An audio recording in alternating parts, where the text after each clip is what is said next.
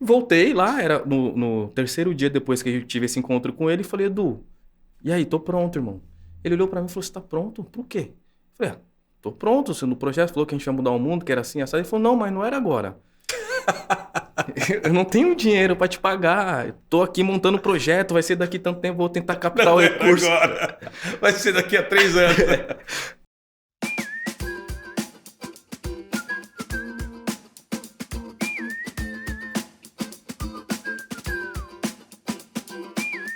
Salve, salve, fazedoras e fazedores, seja muito bem-vinda, seja muito bem-vindo. Eu sou o Giba, tá no ar o podcast Fazedores. Antes da gente começar, vou pedir como sempre, se inscreva no canal, clica lá, assina para acompanhar a gente. Toda segunda-feira, 7 horas, conteúdo novo, conteúdo relevante, várias histórias interessantes para você se inspirar, para você ter exemplos e aprender aqui dicas úteis de como cuidar do seu negócio. Hoje eu vou receber um amigo, um camarada, uma grande figura, que eu conheço já há bastante tempo, está passando aí por uma fase de crescimento no negócio dele, que tem o bônus e tem o ônus, enfim, traz alegria, mas também traz dor, e isso é muita lição, muito bacana para quem é empreendedor. Vou fazer aqui uma pequena apresentação da capivara do nosso amigo, aqui tem bastante informação. Hoje eu vou conversar com o Lê Maestro, ele é cofundador e COO da Rede Gerando Falcões. O Lê está com 36 anos, nasceu no extremo leste de São Paulo.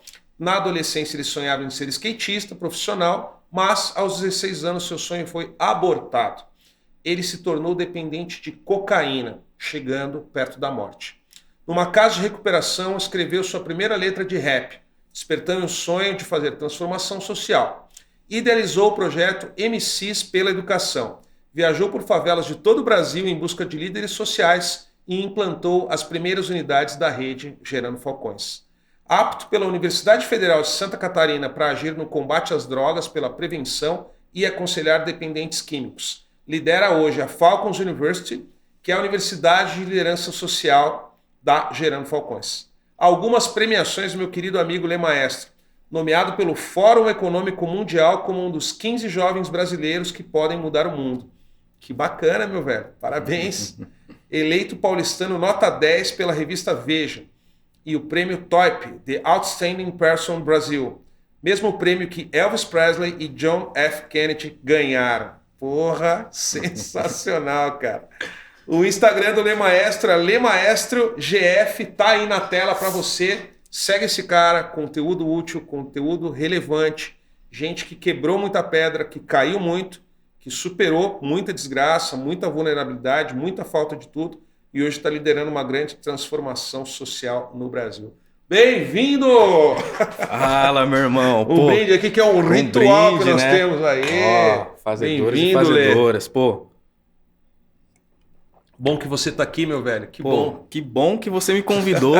É óbvio, porra. Bom estar aqui com você, bom estar aqui com a galera que te assiste, bom estar aqui com um amigo, com um cara que eu admiro também como um empreendedor que nos ensinou e nos ensina muito, inclusive nos ajuda até hoje a continuar ensinando outros empreendedores. Verdade, Valeu, irmão. verdade, que bom. Meu caro, eu quero começar. Eu estava falando para você aqui nos bastidores, né?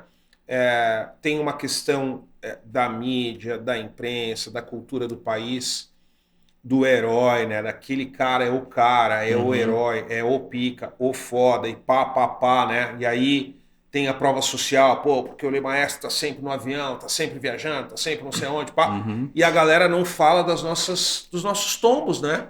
A galera fala das pingas que a gente toma, mas não fala dos tombos que a gente leva, né? E aí o camarada que está em casa, a mulher que está em casa, nos assistindo, fala, pô, eu nunca vou chegar onde o Lê Maestro chegou, eu Uhum. nunca vou chegar onde o Giba chegou, né? Porque acha que a gente já chegou assim, né? Sim. E não é isso. Então eu queria, se você pudesse, se você se sentir confortável, e aqui a casa é sua, você fala sobre o que você quiser, eu queria ouvir um pouquinho sobre esse trecho lá atrás, cara, quando você estava na parada do skate, veio a droga, pá, a sua dependência, como é que foi esse período, que é um período difícil também, já fui usuário de cocaína, enfim, então eu sei bem como é que é a situação, né? E aí eu queria entender um pouquinho isso, porque eu acho que tem muita gente passando por isso, tem muito familiar com gente assim na família, né? Sim. E se a gente pode dividir as nossas histórias, o que a gente passou, eu acho que a gente acaba ajudando, inspirando, levando ali uma palavra de esperança para essas pessoas. Muito bom, Giba, com o maior prazer. Cara, eu cresci no extremo da Zona Leste de São Paulo, né? No último bairro da Zona Leste, assim, que é a divisa com Itaim Paulista, Itaquaquecetuba, Ferraz de Vasconcelos e Poá. No limite, No né? limite, assim. Já ia virar fronteira. Já ia virar fronteira. E num contexto bem complicado, né? Que as coisas que eu sei hoje, que aquele contexto de vida me causou, eu não fazia a mínima ideia naquela época. E isso é importante eu trazer aqui também, porque às vezes quando a gente não sabe qual que é o causador do nosso problema, ou o problema que a gente não consegue também superar esse problema, esse desafio. Verdade. E aí eu tinha 6 anos de idade, é a época que eu me lembro, né, das coisas, e via o meu pai, que tinha um problema com álcool, chegar em casa, mudar de humor, brigar com a minha mãe.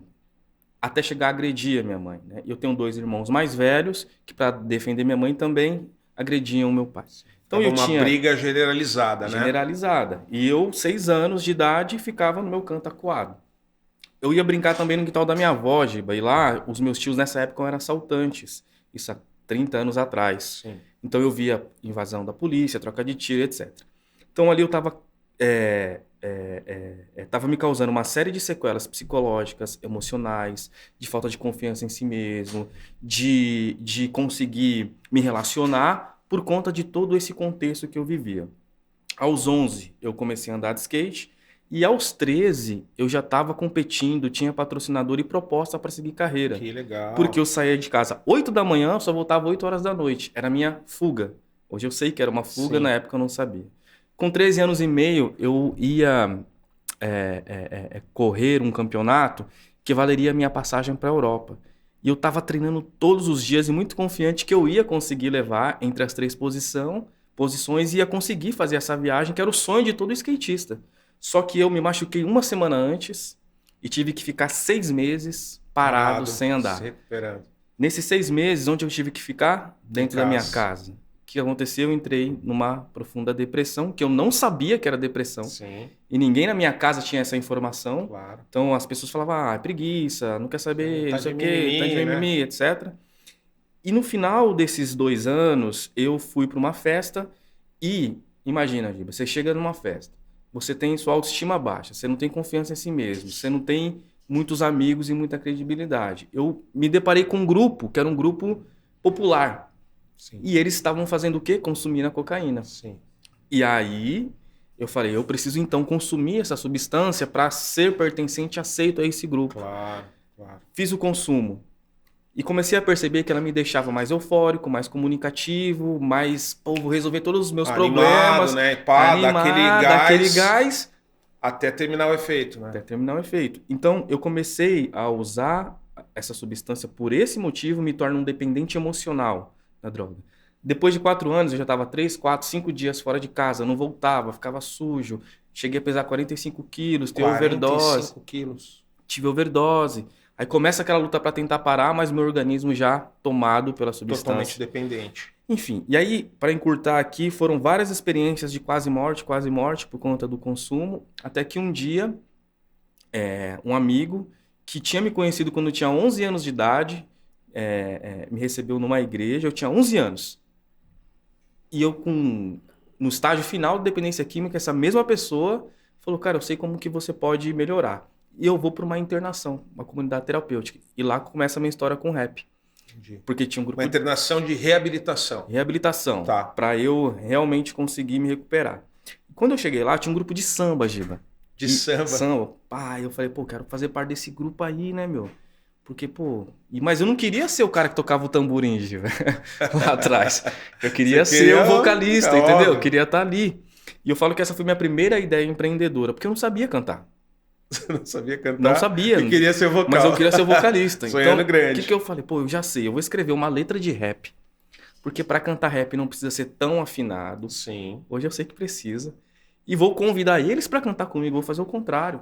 E aí eu cheguei lá, passei a noite inteira lá dentro da clínica, escrevendo a letra. Cheguei no outro dia, no líder do grupo, e falei, eu sou um rapper lá da minha comunidade. E eu quero que vocês cantem essa música comigo. E eu cantei a música para ele, ele olha bem no fundo dos meus olhos, Giba. Ele consegue falar uma mentira maior do que a minha. Porque ele falou, cara, você tem talento. E eu falei, e é isso então, pô. Eu vou usar o rap, vou usar o skate, vou montar alguma coisa lá no meu bairro para impedir que as crianças sigam o meu exemplo do passado, para que elas Sim. não consumam a droga que eu Sim. consumi. Dá uma trilha diferente da trilha que você teve. Tem uma alternativa, né? Exato. E aí, quando eu saio de lá, me reencontro com o Edu. O Edu escrevendo o livro Jovens Falcões. E eu tive a mesma ideia. Falei, pô, o cara é preto, da favela, e vai lançar um livro, ele tem que ter um rap. Então eu escrevi uma letra de rap. E um dia a gente se encontrou no trem, Giba. Assim, no trem. E No trem? No trem. Ele tava voltando de São Paulo. É um trem office, né? Trem tem mesmo. o home office, Pá, tem pá, o pá, office, pá, é o trem pá. office. É do trenzão. E ele me viu de longe, eu não tinha visto ele. Ele, você conhece o Edu, um cara expansivo, já veio gritando no vagão: Ô, fiquei sabendo que você fez um rap. Vamos ali no meu escritório. Eu falei, pô, o cara tem até escritório, né, meu? E a gente vai no escritório dele, que era uma sala de 1,5 m quadrado. Não tinha mesa, não tinha cadeira. Tinha um puff de um lado e um puff do outro. E aí sentei na frente dele, cantei a música. E quando eu terminei de cantar, ele pegou uma folha de sulfite e começou a fazer um monte de desenho, triângulo, número, e falando umas coisas mirabolantes. No final ele bateu o negócio na mesa e falou, vamos mudar o mundo. Aí eu falei, tá bom. Eu fui embora. Cheguei na empresa que eu trabalhava, que era uma metalúrgica, eu era ajudante geral, pedi demissão. E quando você sai, quando você pede demissão, você não tem direito, né? Tinha Sim, R$60 tudo, na né? minha conta. Voltei lá, era no terceiro dia depois que eu tive esse encontro com ele, e falei, Edu, e aí, tô pronto, irmão. Ele olhou pra mim e falou, você tá pronto? Por quê? Eu falei, tô pronto, você no projeto falou que a gente ia mudar o mundo, que era assim, assado. Ele falou, não, mas não era agora. Eu não tenho dinheiro pra te pagar. Eu tô aqui montando o projeto, vai ser daqui tanto tempo, vou tentar captar o recurso. Agora. Vai ser daqui a 3 anos. Aí eu falei, irmão, agora já foi. Agora já era. E aí vem essa história, né? Que todo mundo conhece mais. A venda do livro, aquela coisa de porta em porta. A gente, então, tem esse primeiro espaço, o primeiro escritório, etc. E começa a minha jornada e a nossa jornada como Gerando Falcões, né? Então, a gente começa sem investimento financeiro. Sim. A gente não sabia nem o que era um CNPJ, muito menos o que era uma conta jurídica. Quando vieram fazer o primeiro aporte na Gerando Falcões, isso depois de mais de um ano, a gente ali na luta, o Edu deu a conta pessoal dele. Aí a pessoa falou, mas você não tem conta jurídica, CNPJ? Mas o que é isso? Não sabia. Não tinha noção. Sim, nunca tinha empreendido, né? Nunca tinha empreendido. Só foi CLT, enfim, olha lá. E como é que ia saber, né? E esse processo, é sempre bom falar, que você trouxe aqui no começo da sua fala, que a Gerando Falcões não nasceu essa Gerando Falcões, que todo mundo conhece hoje. Sim. A gente nasceu desse lugar, de que a gente não tinha investimento, de eu ter ficado com luz cortada em casa, de às vezes faltar o alimento mesmo. Eu lembro de ter acordado uma manhã, eu e o Edu tinha que sair para ir para uma escola, fazer o show de inspiração, falar para as pessoas sonharem, mas na minha casa tinha só o arroz queimado que tinha sobrado, aquele bem na raspa do fundo da panela, e não tinha mais nada na despensa, né? A gente, teve momentos que a gente vivia de cesta básica que doavam, que a igreja doava pra gente. Então foi um começo muito, muito, muito difícil, mas que nos ensinou muitas coisas. Sobre resiliência, sobre persistência, sobre foco no objetivo. Você ter que suportar as pessoas falando, por que você não volta pra metalúrgica? Tá passando fome, volta pra metalúrgica. E eu confesso pra você, Giba, que nesse dia que eu tava sem a comida, porque meu pai, infelizmente, continuou com problema com álcool na época. Minha mãe é uma costureira, não conseguia manter toda a casa. E o dinheiro que eu ganhava lá na metalúrgica era que, conseguíamos fazer uma compra digna, né? Então não tinha mais. E aí eu olhei assim, tinha uma sobrinha que tinha 2 ou 3 anos na época. Não tinha mais. Falei, acho que eu vou voltar para essa metalúrgica. E alguma coisa você falou assim, cara, não faz isso. Continua aí que você tá no caminho. Uma voz, né? Continua aí que você tá no caminho certo. E a gente continuou, né? Então, a gente vem desse lugar e a gente vai aprendendo, Giba, no decorrer da trajetória, principalmente depois que a gente consegue um fôlego. Porque assim, quando a gente recebeu o primeiro investimento, a gente conseguia então pagar a luz, pagar o aluguel e ter ali o dinheiro para se manter minimamente. Sim. Então, o básico, né? O básico. Então é como se fosse uma libertação, assim, você já não tinha nada. Eu já fazia, agora vou fazer 5 vezes mais. Então a gente começou a trabalhar integralmente, mas não só para fazer aquele resultado imediato que a gente estava propondo fazer através daquele projeto que o parceiro estava investindo.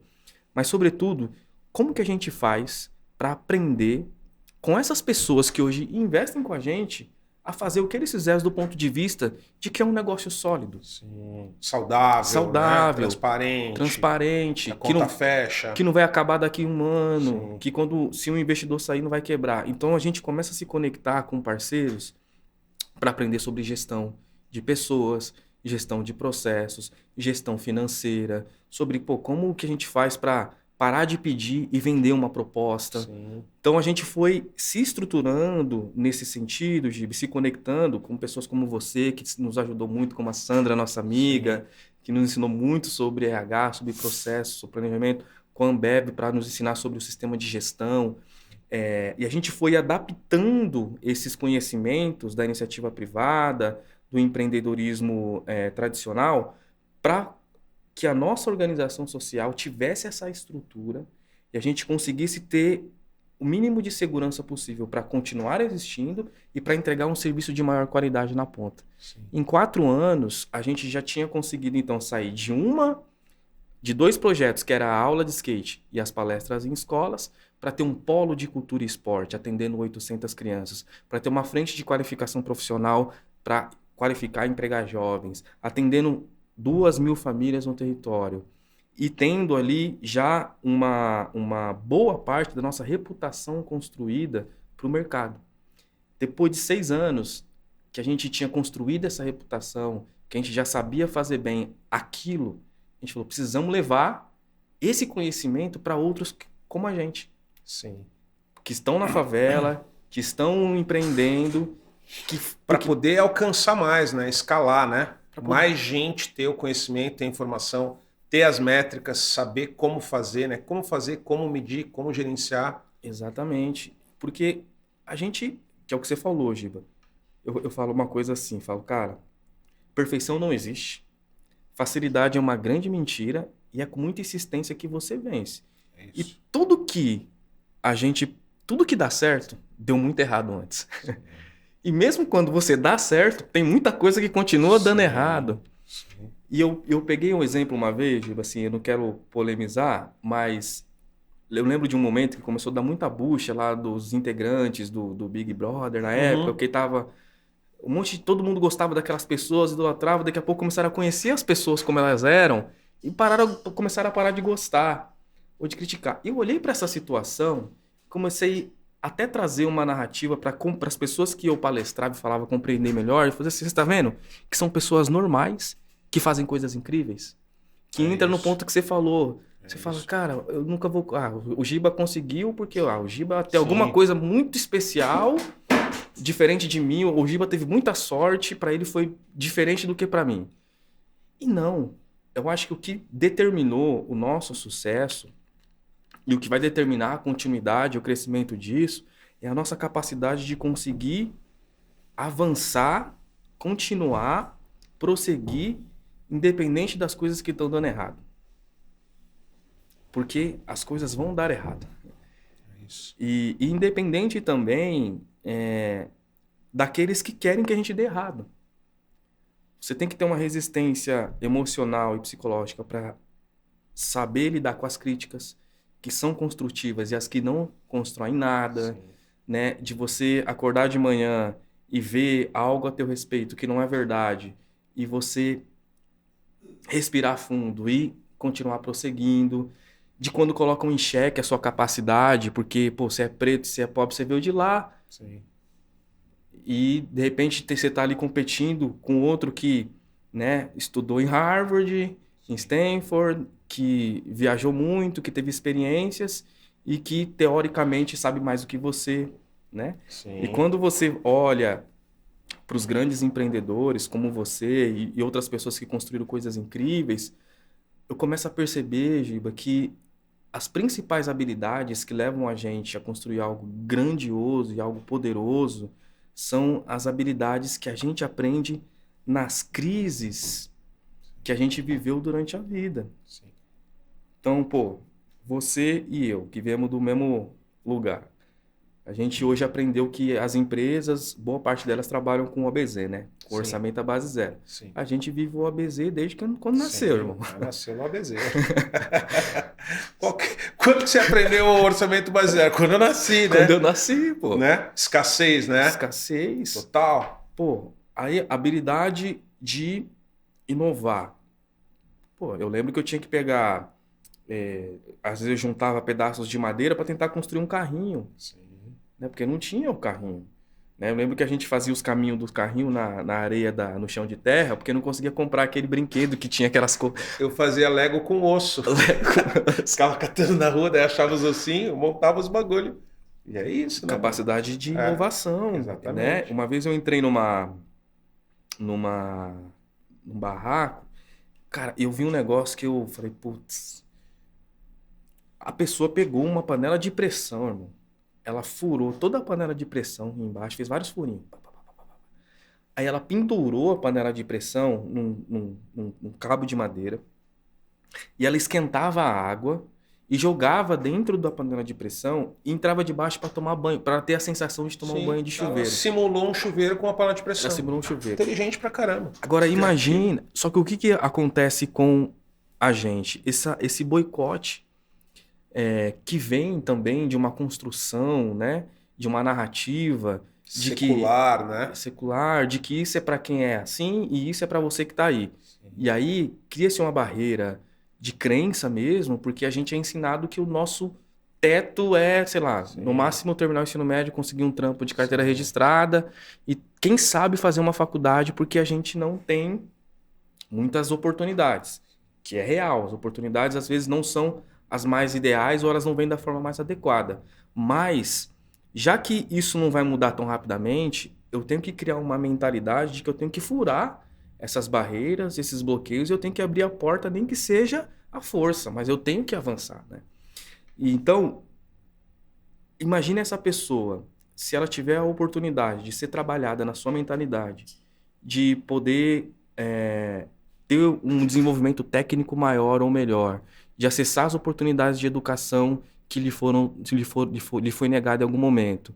Muito provavelmente, ela vai se tornar uma das pessoas mais inovadoras num negócio ou em qualquer empresa. Só que às vezes a gente não sabe disso. E aquilo que a gente vê como uma fragilidade, às vezes é uma habilidade que a gente pode canalizar para se tornar uma grande competência. E eu demorei muito tempo para entender isso, Giba. Durante muito tempo eu também me boicotei, eu também me fragilizei, eu também me escondi, porque o que era uma habilidade, eu fui ensinado que era uma fragilidade. E quando eu descobri que não, que, poxa, ter nascido onde eu nasci, ter superado o que eu superei, não deveria ser dessa forma, mas eu não poderia viver no passado e viver na comiseração e me auto-boicotar. Pô, já era, não tem como mudar, eu vivi isso. Qual que é a lição que eu vou tirar disso para eu mudar os próximos anos da minha vida? Sim. Então, eu comecei a fazer a transformar a dor em alegria, a transformar a experiência ruim em experiência positiva, porque, apesar de dolorido, o que eu aprendi aqui, eu vou usar aqui e eu vou, inclusive, implementar como metodologia no meu negócio para que outros também consigam chegar nesse mesmo lugar que eu cheguei. E aí eu acho que a gente precisa passar isso, principalmente para a galera que está na periferia, que está na favela, ou que está começando a empreender agora e que está vivendo os primeiros desafios do negócio dele ou dela, que, muita coisa vai dar errado. Sim.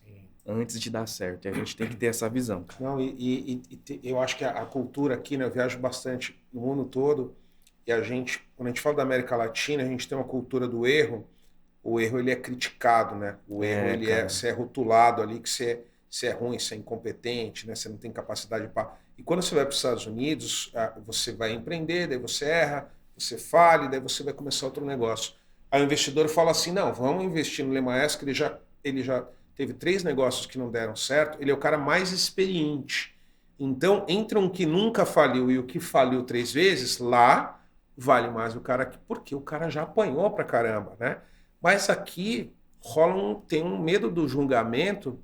E todo mundo, não posso falar que eu tô mal das pernas, não posso falar que eu não consigo, não posso falar que eu não sei, né? E tá tudo errado, né? Que, assim, os meus negócios hoje, né, são grandes, mas eu errei horrores, horrores. Primeira vez que eu trabalhei no Gerando Falcões foi lá no Bortolotto, foi numa festa do Dia das Crianças. O Léo era meu chefe e eu era o guarda dos doces, né? Eu tinha que cuidar dos doces para as crianças. O segundo trabalho foi já o curso de DJ. E aí, pô, a gente montou o curso para os sábados. Aí eu falava pro Rubinho, que era o DJ que estava dando aula, eu falava, pô, cara, 9 da manhã os caras estão meio mortos, né, cara? Todo mundo morto aqui, um curso legal, música, né? Enfim. Na segunda aula eu fui descobrir que a galera não tomava café. E tava todo mundo morto de fome, né? Aí eu falei, pô, irmão, não é só o curso, tem que dar comida pra galera. É isso. Aí beleza, agilizamos um café. Aí na terceira aula levantou metade da turma, pá, uma metade. Aí eu fui investigar de novo. E aí? Ah, eu caminho 30 quilômetros para chegar aqui. Eu falei, não, velho, não tem um busão? Não, tem, mas não tenho grana, mano. Aí a gente viabilizou o transporte. Aí na quarta aula, todo mundo veio de bomba, comeu, e a aula... Então, mas como é que você aprende uma fita dessa? Fazendo uma parada. Eu tinha empresa, já tinha milhares de funcionários, mas eu nunca tinha feito um curso para comunidade. Não tinha na minha cabeça a noção que eu precisava, né? Pô, será que o cara comeu ou não comeu? Então eu acho que essa coisa que a sociedade tem de julgar o errado, ou julgar também, né? A mulher tá na esquina vendendo bolo de fubá e café com leite, 6 da manhã, para um monte de gente que passa num bairro X, e aí as pessoas, é uma camelô, cara, é um trampo. Eu vendia CD em show, no meio da rua, ó, CD, né? É um trampo como qualquer outro. Eu não queria estar lá, mas era o que tinha, né? Então eu acho também que tem uma desvalorização do trabalho, que é um trabalho como qualquer outro, né? A mulher tá ali vendendo, o cara tá no farol vendendo um carregador de celular, a mulher tá na esquina vendendo bolo de fubá. Cara, tá todo mundo no corre, tentando sobreviver, né? Isso aí. Então eu acho também essa parada, eu acho assim, um julgamento errado, né? Lá na Falcons, às vezes eu tô nas aulas assim, daí eu pergunto, né? Da galera que tá em 200 pessoas, quem tá no computador, né? A galera levanta e falou, quem tá no celular em cima da geladeira, né? Que a pessoa põe o celular em cima da geladeira e fica ali, né? Aí 30 levantaram a mão, né, cara? Porra, cara, 9 da noite, celular desse tamanhinho, ouvindo um cara falar 2 horas. A pessoa quer muito aquilo dali, né, irmão? Então precisa ter essa valorização da galera que está no corre, saca? E não rola, né? Quer valorizar, criei uma startup, né? Essa coisa gourmet, né? Uhum. Mas a galera que está no corre, outro dia eu encontrei um cara, 40 anos, chama Dedé, lá de Moema, e ele numa esquina vende flores, né? Tá lá, tipo como se fosse uma barraca, mas é o poste, ele usa o poste, ele usa o canteiro, né? Então eu acho que tem muito brasileiro criativo, a gente tem muita potência, que falta a oportunidade e falta dar esse conhecimento, essa informação para voar, né? De quando eu comecei com o Gerando Falcões para cá, né? Eu conheci o Aaron, que está aí, eu conheci a Amandinha, eu conheci a Cami, né? Da Encanto, a Dulce CV, né? E assim, isso que é a galera que eu tenho contato, né? Tem mais milhares de pessoas que eu não tenho contato, só tenho por vídeo, enfim.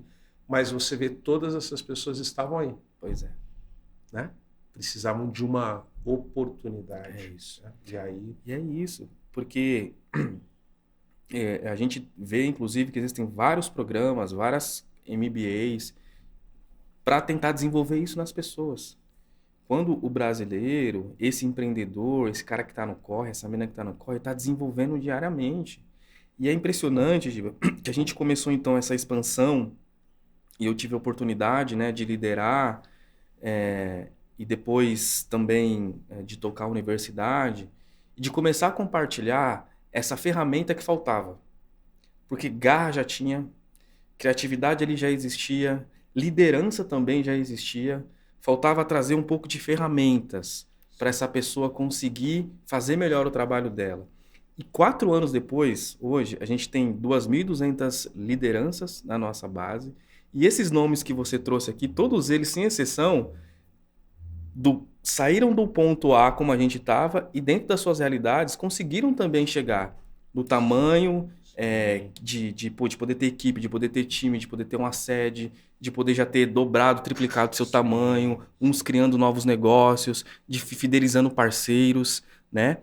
E dentro de um negócio que é ainda mais difícil, porque você não vende nada, né? Não, não. Então, É bem complexo. você conseguir um investimento é mais complexo. Sim. Você mostrar o resultado também é muito mais complexo, porque você está vendendo, digamos assim, uma proposta que é transformar a vida de outras pessoas. Você tem que dar o resultado disso. E a transformação da pessoa não depende só do que você oferece, depende também Dela. dela. Querer, né? E então eu acho que a gente precisa continuar entregando. Acho que quem nos assiste, inclusive, né, se tiver oportunidade de fazer como o Gil que está aqui, que dedica tempo, que dedica inteligência, que ajuda, que apoia, apoiar essas organizações, porque, inclusive, Giba, existe um benefício que fica para a sociedade como um todo. Eu estava conversando com umas lideranças em Santa Catarina, que eu fui num evento, e, e eu falando para elas o seguinte, que a gente no terceiro setor tem essa dificuldade, né? Eu digo, o terceiro setor de favela, de periferia, Sim. tem uma dificuldade maior de conseguir chegar no empresário, de conseguir captar o recurso.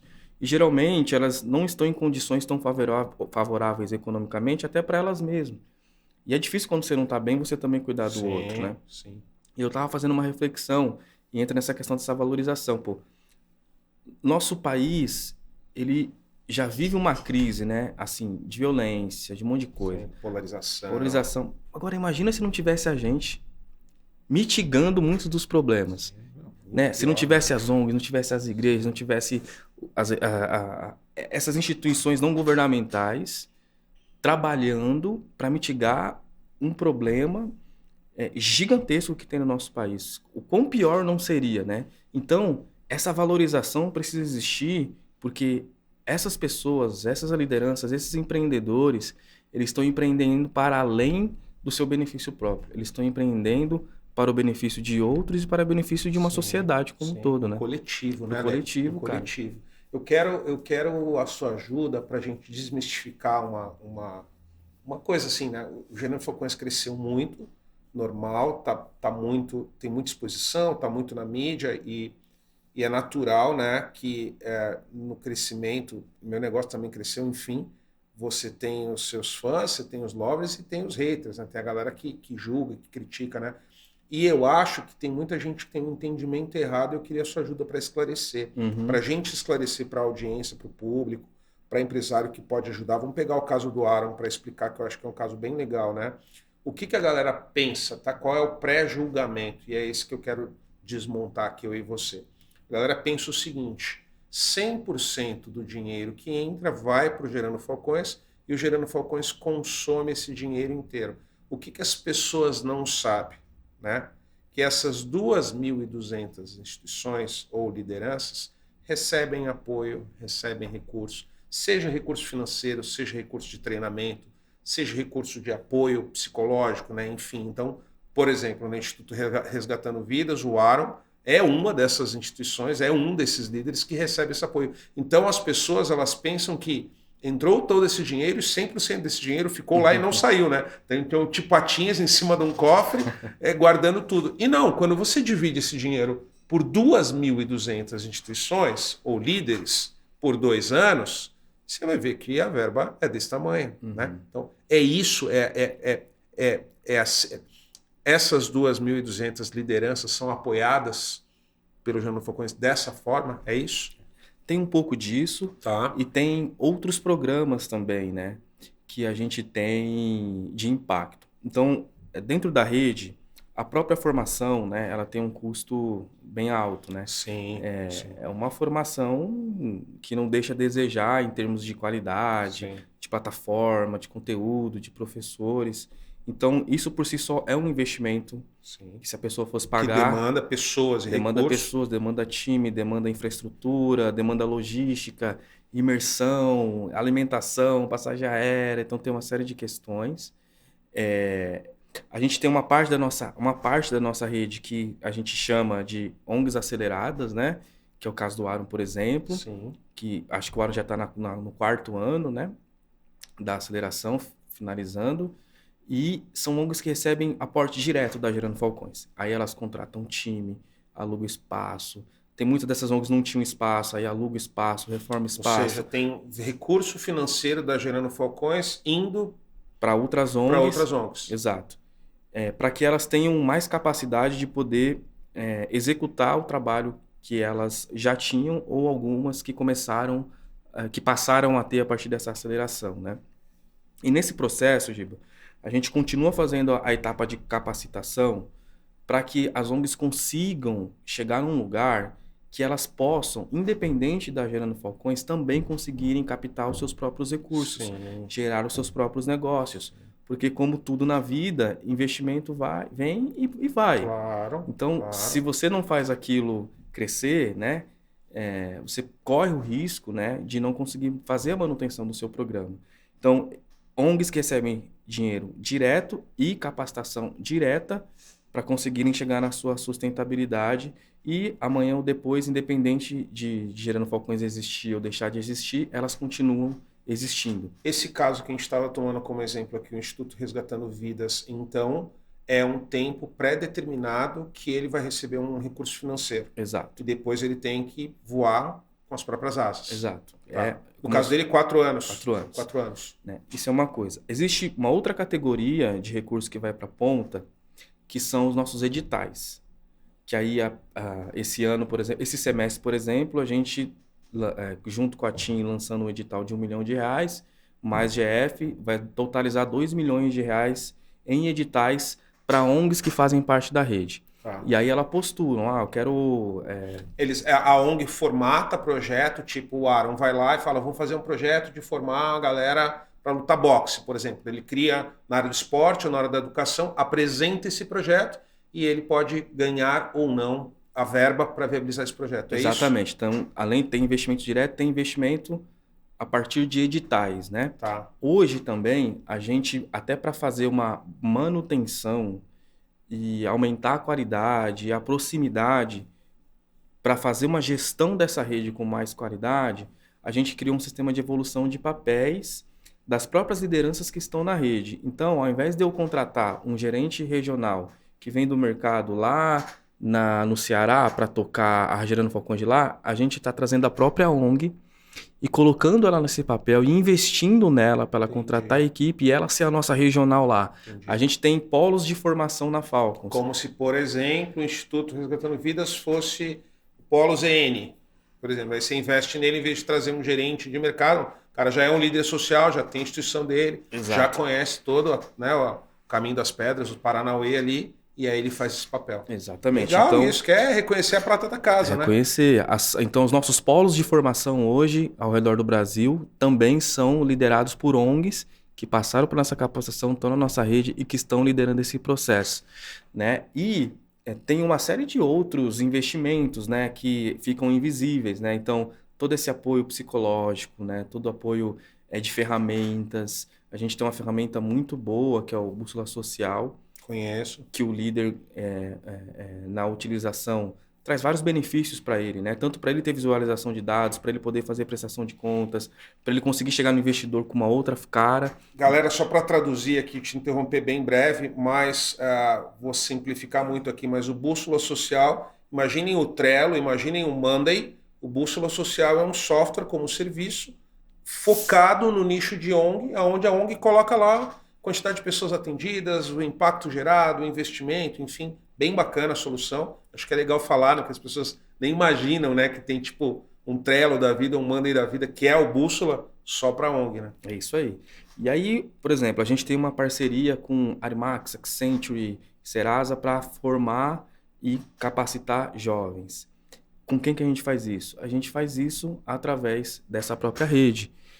Então, tudo que a gente faz, às vezes é um investimento direto, às vezes é um investimento indireto, mas, sobretudo, Giba, o nosso maior ativo é trazer para essa rede capacitação e fazer isso com a máxima qualidade possível para que elas consigam trilhar a jornada empreendedora que a gente trilhou.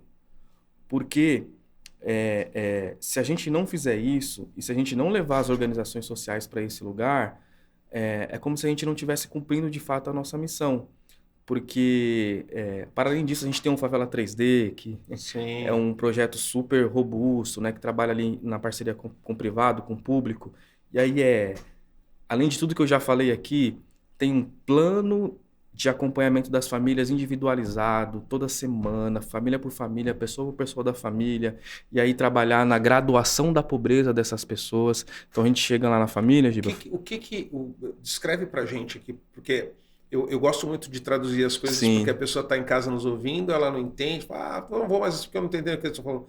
O que seria a graduação da pobreza, Lê? É isso. Imagina que, de forma bem resumida, a gente tem um programa chamado Decolagem, Tá. né? Que é esse projeto, né? Ou esse plano de graduação da pobreza da família. E a gente chega no território e faz um diagnóstico para entender as fragilidades daquele território e um diagnóstico para entender as fragilidades das famílias. Tá. E aí, digamos que você chega lá, tipo, a renda da pessoa é essa, tem tantos filhos, tá desempregado, a renda mensal é assim, faz um diagnóstico. Então, Tirou um raio-x ali da situação da família da Maria. Isso. Aí foi identificado que essa família está em extrema pobreza, por exemplo. Tá. Então, para ela sair da extrema pobreza e chegar em dignidade, tem fases. Né? O Edu, ele costuma falar, né, que o contrário de pobreza não é a riqueza, o contrário de pobreza é dignidade. Então, quando a gente fala que a nossa missão é colocar a pobreza no museu, é elevar essa dignidade para essas pessoas. Então, pô, a partir dali é desenhado um plano com essa família, com metas, com sonhos, com diário de bordo. Para cada família. Para cada família. Cada família é desenhado um plano. Um plano. Porque cada família tem uma dificuldade diferente. Claro. Então, uma família com 4 filhos tem uma dificuldade diferente de uma família com 1 filho. Né? Exato. Aí, pô, então vamos lá. Esse aqui, ó, tá desempregado, o filho não tá na creche, não terminou a escola. Então, dentro do plano dela, né, de ação ali, de acompanhamento, o mentor, o assistente social, ele vai fazer esse acompanhamento para garantir que, pô, vamos conseguir colocar o filho na creche.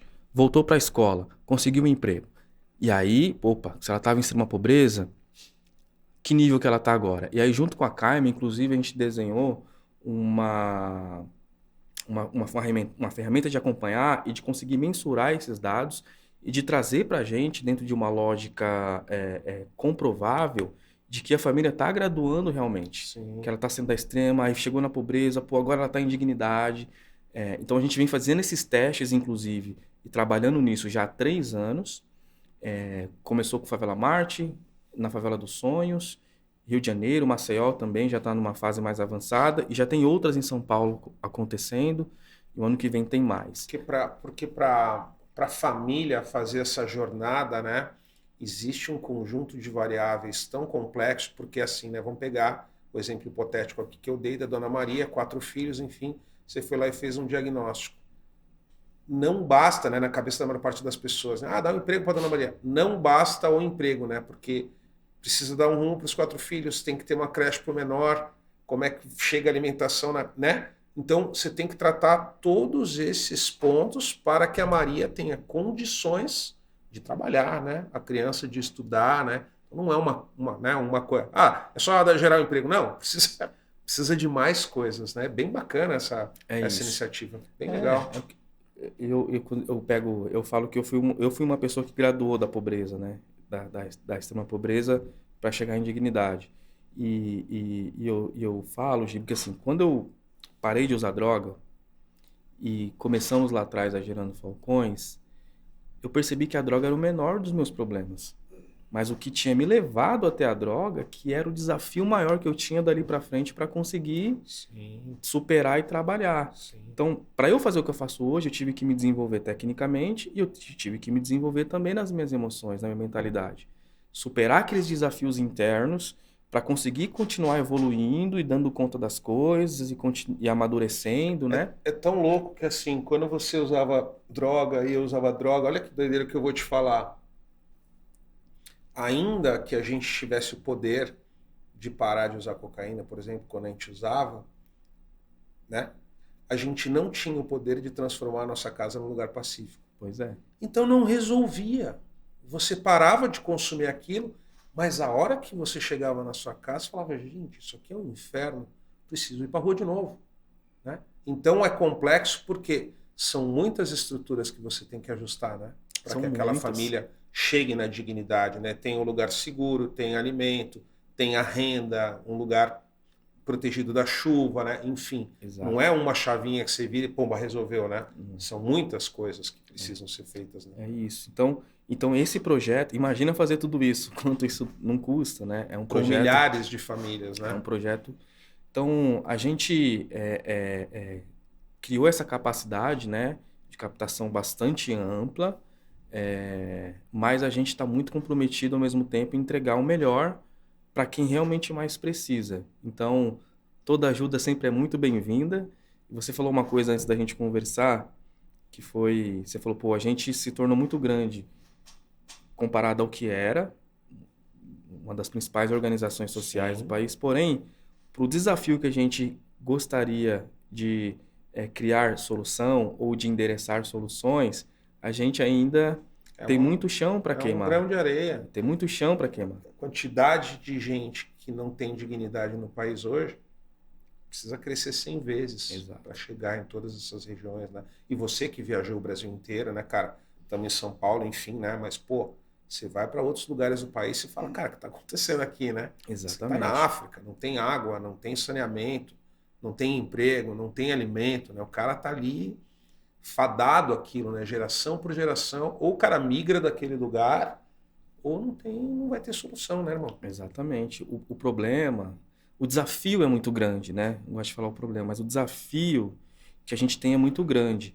E a gente chegou num lugar, Giba, assim, sempre entendemos isso, mas hoje a gente precisa realmente trabalhar duro para que a rede se fortaleça. Sim. E aí é a rede de ONGs, a rede de empresas, a rede do poder público e toda a sociedade civil. A gente tem que ir culminando a visão, as ideias, os esforços, para que em algum momento a gente consiga superar as indiferenças que existem para trabalhar de fato numa genuinidade ou numa totalidade em conjunto, o que é muito difícil e até utópico, né? Porque as diferenças existem, os pensamentos, né? Hoje a gente está dividido entre ideologias, religiões, direita, esquerda, centro, alto e não sei o quê. E isso atrapalha um pouco a nossa capacidade de resolução mais rápida. Claro. Porque quanto menos unido nós estivermos e mais divididos estivermos, mais difícil vai ser conseguir resolver o problema. Eu estava brincando com a menina hoje, falei, pô, imagina que a gente está numa guerra. Somos um exército aqui, pô, estamos na guerra. E a gente começa, pá, mil soldados indo pra guerra, tá no meio do caminho, a gente começa a se desentender, aí a gente já começa a mudar o lado do fuzil, aí começa a atirar no outro, você chega lá do outro lado da guerra com 400 soldados a menos, vai perder a batalha. E é um negócio que é engraçado, mas se você percebe, se a gente for pegar até o contexto histórico, né, de como as desigualdades e a pobreza se instalou e cresceu, né? Só na última década a gente cresceu em 7 mil favelas, em termos de números, né? Éramos 7, fomos para mais 7, chegamos em 14 mil favelas. A gente percebe que o projeto de pobreza, ele se estabelece e ele cresce porque a gente também, não é só isso, mas a gente também ainda não conseguiu viver nossas indiferenças para trabalhar unicamente para combater esse projeto de pobreza. Às vezes a gente se divide, como eu falei aqui, por ideias, por crenças, e começa uma coisa bem, daqui a pouco começa a brigar entre si, ou a gente não tem essa consciência, ou não consegue colaborar com quem é diferente da gente, e isso vai tornando mais difícil a resolução do nosso desafio, né? Então acho que a gente tem que conseguir chegar nesse lugar, sabe? A gente está em 2023, enfim, evoluiu muito. E até hoje, cara, tô em eventos, tô em palestra, tô mentorando, enfim, tô batendo papo, não sei o que, daí acabo falando do terceiro setor. E aí eu noto que tem gente que torce o nariz, né? A pessoa até às vezes fala para mim, pô, mas você trabalha com assistencialismo, né? Você dá as coisas para as pessoas. Então, e às vezes é ignorância, né? A pessoa ela não sabe como a coisa funciona e ela cria, né, esse preconceito na cabeça dela. Mas você vê, né, no ano que a gente está, na era que a gente está, com a informação democrática, é só dar um Google que você consegue descobrir o que acontece. Ainda assim, tem gente que acha que, não, Giba, você fica ajudando quem não quer trabalhar, né? Eu falo, não, gente, não é nada disso. Eu sou prova viva dessa história, né? As pessoas precisam de uma oportunidade, né? Quero te fazer uma pergunta aqui para a galera que empreende, que é uma pergunta bem interessante. Cresceu muito o negócio, né? Cresceu muito. Tem zilhões de desafios, mas eu queria te limitar aqui a você tentar elencar e falar assim, cara, hoje são essas duas coisas que eu tenho que mais trabalhar. O que é o seu maior desafio hoje, falando em gestão da equipe, em gestão das 2.200 lideranças, que você coloca assim como um desafio? Porque acaba que assim, né? O Gerando Falcões é um negócio, né? É um negócio de impacto social. Mas é um negócio, né? Tem processos, tem controle, tem gestão, tem centenas de pessoas envolvidas, milhares de pessoas envolvidas, né? O que você vê hoje, Lê, como sua maior dor, seu maior desafio aí na gestão? Cara, até respira para responder. Tem que respirar fundo, porque são muitos os desafios. Eu vou tentar falar de alguns aqui. Eu acho que tem um que é fundamental e desafiador, que é manter viva a cultura da organização. Manter viva a cultura. Manter viva a cultura. Porque quando você cresce de forma acelerada e nem tudo está 100% planejado, você começa também a trazer profissionais de diferentes lugares, de diferentes experiências. E isso é bom porque a diversidade faz a gente crescer mais, né? É rica, né? Ela é riquíssima demais. Então, quando você tem um ambiente também que é bastante diverso, você manter a cultura também viva e a visão é um desafio. E eu acho que para um negócio exponencial funcionar e dar certo, o engajamento, a manutenção da cultura e manter as pessoas na mesma visão é crucial, porque depois que você tem 2.200 ONGs na sua organização, que você está em todos os estados do Brasil, não dá mais para o Edu e para o Lê Maestro visitar 100% dos lugares. Não dá mais para a gente. Então, você tem o desafio de formar sucessores, de ter processos bem estabelecidos para que outros façam, não igual a você, mas que consigam criar o mesmo impacto do ponto de vista de visão, de cultura e de engajamento. Sim. Porque no final do dia, você ter tecnologia é importante, ferramentas adequadas é importante, você ter estrutura é importante, mas se tiver tudo isso e a pessoa não tiver comprada e engajada, ela não vai dar o resultado que precisa. Sim. Porque que é o que a gente estava falando. E aí, se você tem uma pessoa comprada, engajada e comprometida, se a ferramenta não for muito boa, se os processos não estiverem ainda tão bem azeitados, ela vai fazer dar certo. Vai. Porque ela sabe o caminho. Ela sabe o caminho. Ela sabe o caminho. Ela não depende do software, ela não depende, ela sabe. Ela sabe. Agora, se ela sabe mais ou menos, aí fica difícil. E eu falo que quanto maior você fica, né, maior também são os problemas. Sim. Maior é a responsabilidade. Maiores desafios.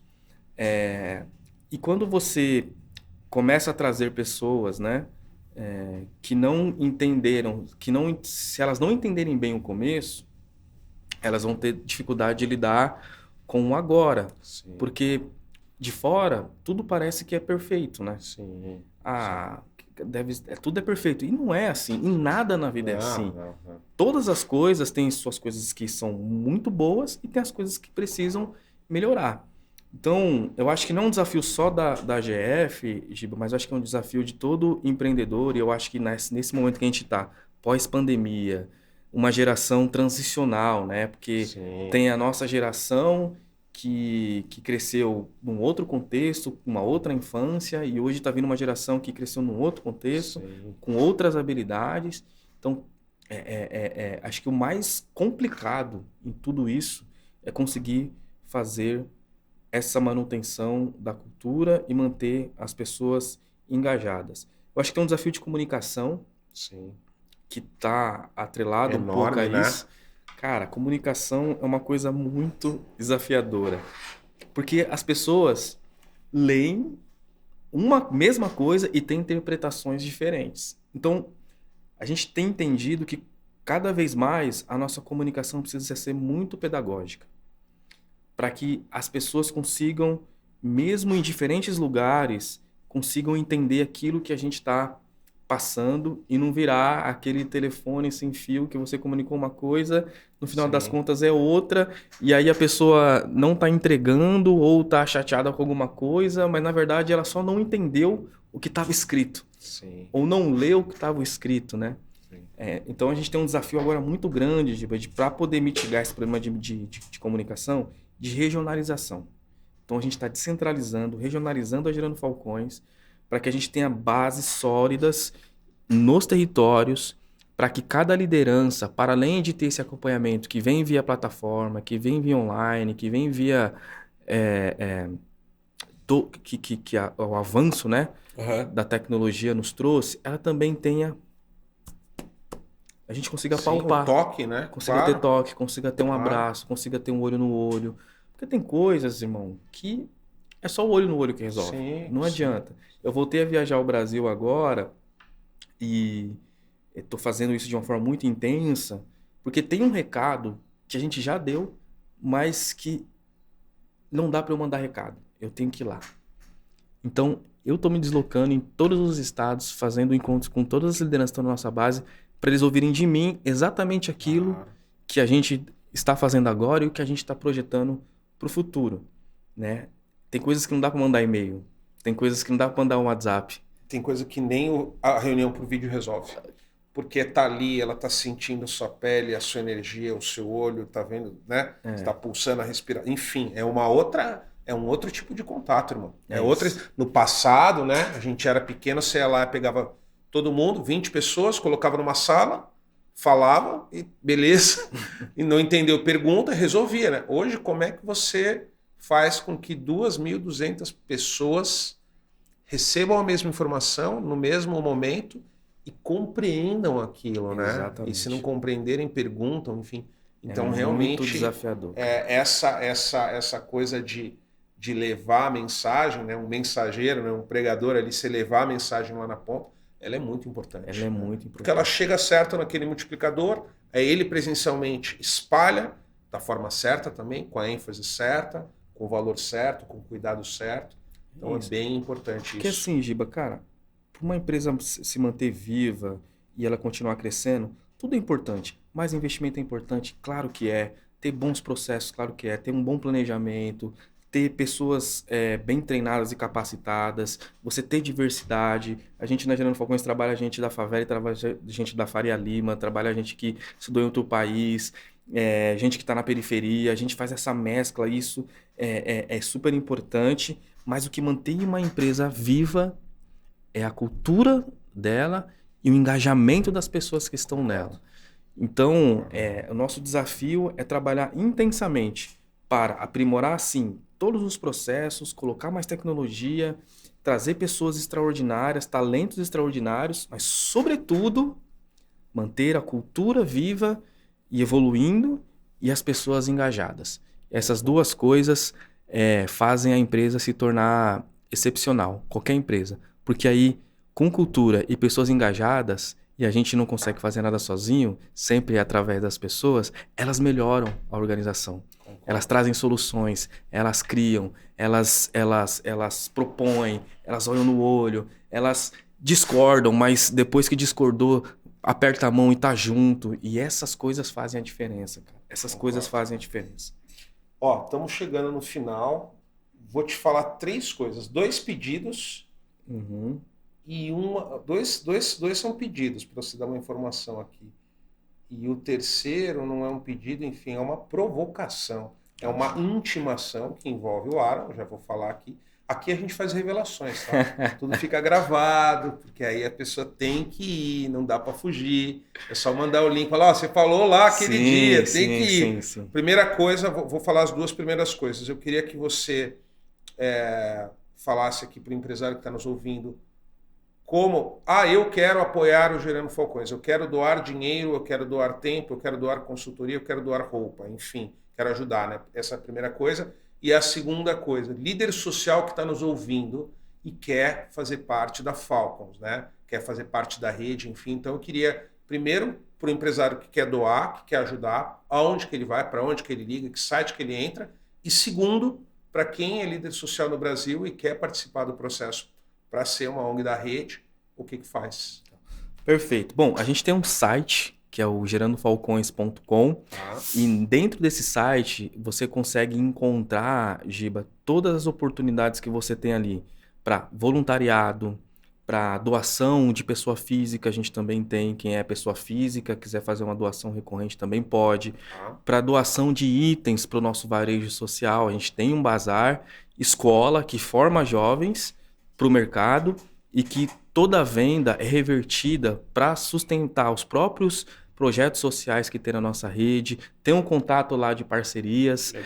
Para que... gerandofalcões.com. gerandofalcões.com, você entra lá. E para liderança social, no mesmo canal, você vai ver lá todas as oportunidades que tem, link da Falcons, como que funciona, como que é, como que não é, para poder fazer parte. Show de bola. Então, galera, tá sabendo, se é empresário, quer apoiar, quer ajudar, gerandofalcões.com, lá tem o menu, você vê as formas, pessoa jurídica, pessoa física, como você quer ajudar. Líder social, Brasil inteiro, quer fazer parte da rede, quer estudar na Falcons, quer ver se você está habilitado para participar desse processo, gerandofalcões.com, acessa lá o menu e se resolve.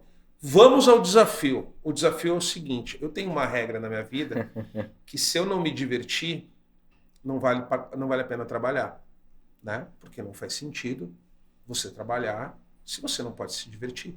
Uma coisa tem que levar a outra, né? E as pessoas esquecem dessa parte, elas começam a ficar cinza, dura, enferrujada, amarga, séria, tá sempre duro, né? Porque trabalha demais e se diverte de menos. Então, eu sempre busco me divertir.